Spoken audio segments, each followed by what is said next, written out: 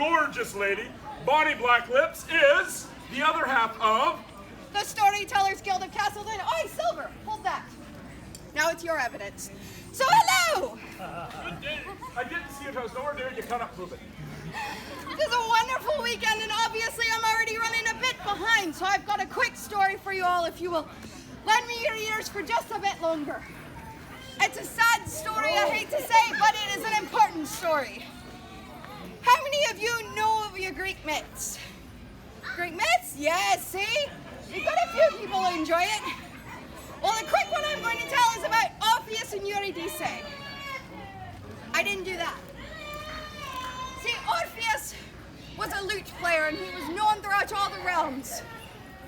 And he fell in love with the most beautiful woman on the face of the planet. Thank you for being a perfect stand-in. Not only was she beautiful, she was smart. She was everything he wanted, including kind. And so they were wed.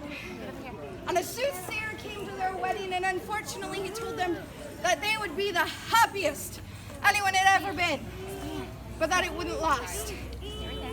And sure enough, the day after their wedding, Eurydice is bitten by an asp, and she dies. Now at this point, Orpheus is beside himself. He has to do something. And so, he travels to the underworld. Something no mortal has done at this point. He travels to the underworld to save her, and he begs. He makes it past Cerberus, and he begs to Hades. Please just let her free. But Hades is usually not one to let a soul free once he's got her. But his wife, his dear Persephone, begs him.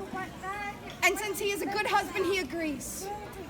In fact, the most important thing of this, perhaps, is that Hades is the best husband in Greek mythology. Except, finally, there is one condition.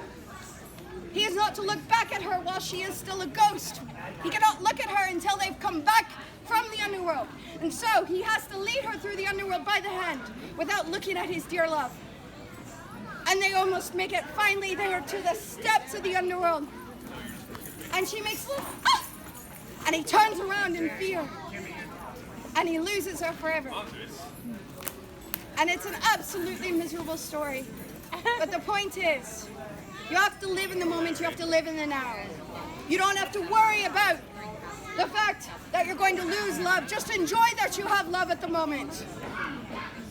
Enjoy what you've got. And always give thanks. And always actually listen to the gods when they say don't look. So indeed, you can find me on the Twitch stage at 12:30. And shortly thereafter, you can find Master Silver at approximately 1:30. 1:30, aye. You gotta remember. If you remember this time. Aye. Enjoy your special new handkerchief. It's not blood. No, I'm trying to... Oh. No, that's enough evidence.